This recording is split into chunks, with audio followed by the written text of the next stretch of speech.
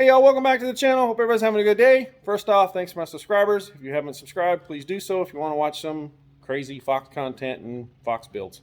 So Project Big Rig's done. For those of you who know, watch the channel, it's finished.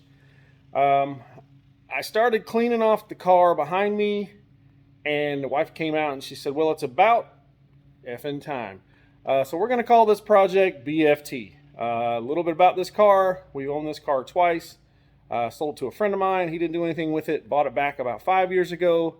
I started kind of working on it about 3 years ago. And just like everything else, when you get a different car, sometimes cars get shuffled and shuffled and shuffled.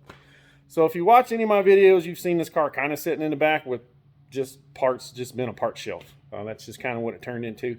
I did get quite a bit of work done to this car. So this car, it's an Orange 80 Cobra.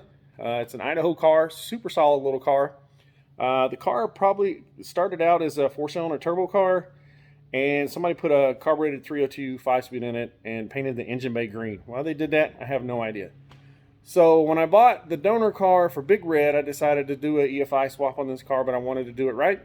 And that entails a lot of metal work, swapping out some parts. Now you can kind of convert one to EFI and kind of, I'll say this, kind of half-ass it. And then, to me, it's, if you're going to do it, just do it right.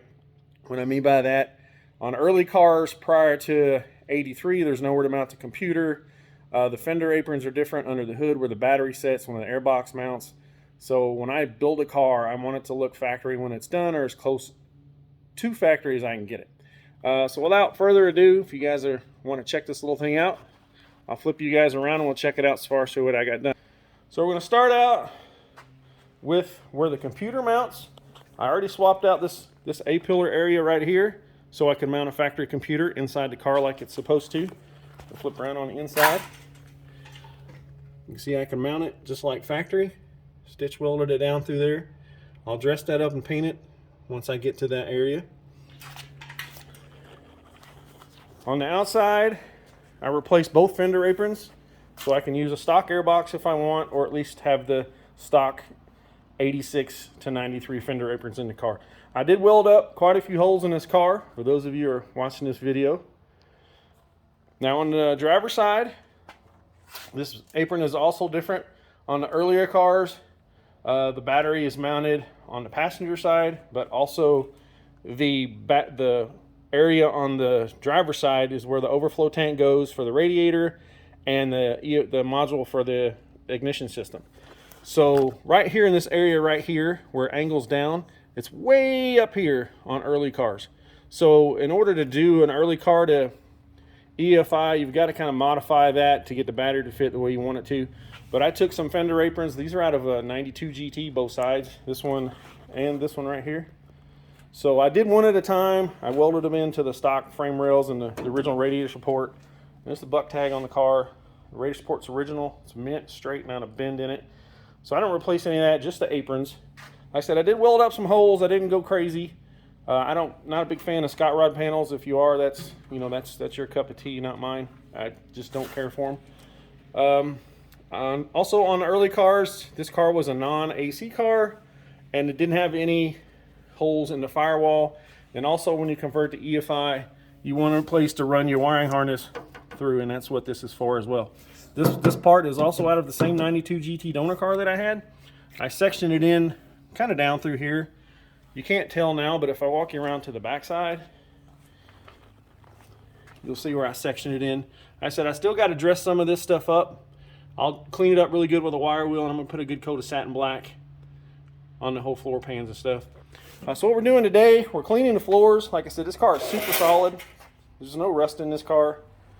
This is an Idaho car. These floors are very, very solid. I say no rust. I think I got one quarter-size pinhole, or maybe a dime size on the passenger side or driver's side floor. I got to fix. That's about it. The rear floor had some cracks in it. I did weld in an SSP seat reinforcement when I fixed that crack, but there was no rust. It was just a crack. Like I said, I think there's one hole right there. I don't know where that came from. So what we're doing today, this car is going to be a 5-speed. For those of you doing 5-speed swaps, I think LMR makes this plate right here, the 5-speed transmission hump for the 5-speed swap. Now, Ford cuts one hellacious hole in the floors for 5-speed cars. Here's my floor out of the 92. Now I drilled all the spot welds out of that factory plate, and I'm going to weld it in the car.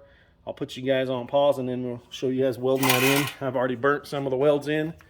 I welded in right here and right here, and I'm going to work my way down both sides to get that done. But a little bit more about Project BFT. I've got the NOS 10th anniversary calipers, you know, the cool, nice shiny rotors and Bilstein shocks and struts. The rear end I'm going to use is right there. It's a 96 Cobra. Actually, I think it's out of a 98. Yes, out of a 98 Cobra. So it's already 5-lug just like the front, but I'll take it apart, paint it, put new wheel bearings and stuff in it like that. Another major task for this car is the fuel tank. The early cars, if you don't know, had like a 10-gallon tank, and the new ones are 14. So the way they mount is completely different. There's a bunch of brackets. I already got this part done on this car. Had to cut this out down here in the back, weld that in. You have to change this bracket down here as well. Has to be swapped out of an EFI car.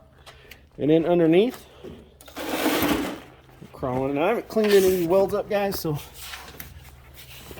this right in here has to be changed out. And there's a bracket on the other side you got to change out over there too. So all that has to be changed out and fit the EFI 14-gallon tank into an early car. So if you're going to do an EFI swap on a carbureted car, maybe try to find an 83 model. I know there's a lot of guys building, sorry about that. I know there's a lot of guys building EFI cars and Coyote swap cars and stuff like that, and a lot of people want to build these early cars with 4eyes, but these are really a pain in the ass to do them right. Like I said, mounting the tank where it needs to go and all the brackets, the ECM area. I said you don't have to do all that. You can install them without doing that. It doesn't look OEM. So I'm gonna put you guys on pause just for a second and show you guys burning in this transmission tunnel. We'll be right back. All right, for those of you guys hanging out, go down here. I'm gonna burn this in real quick. If you guys want to watch, it'll take a few minutes. Start out in front, work your way to the back. Always use clamps so you get the panels as close together as you can. Like I said, I put a couple of these in cars. It's the right way to do it. If you're gonna do a 5-speed car, I know a lot of guys kind of just put the shifter on, bolt the trans up, because if you don't put this in, you can't do to the front 2 shifter bolts on the transmission without this plate.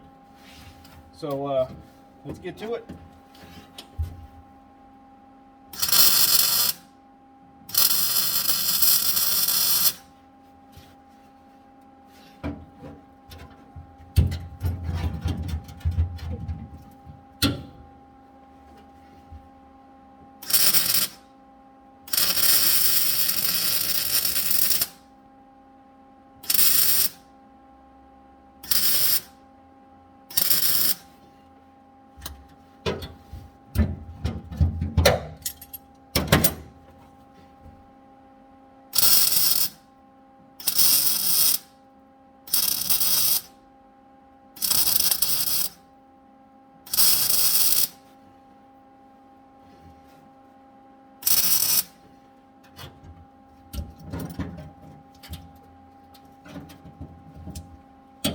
If you see a little smoke coming up, I always keep a fire extinguisher. It's over here on the side. So if you're welding in the shop, it's a good thing to have.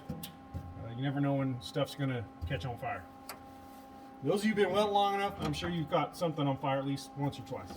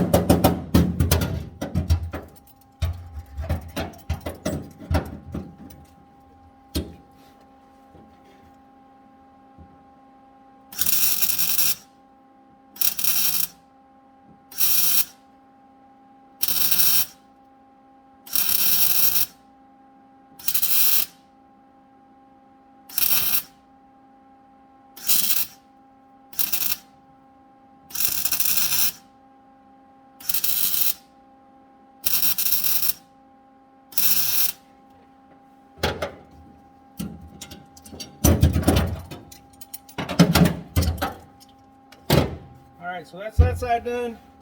I'm going to weld this side done after we get off camera.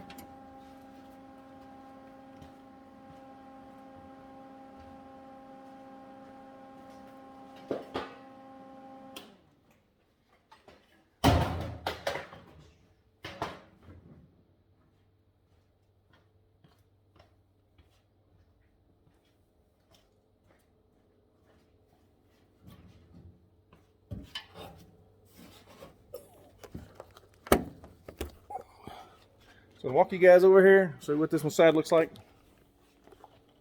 So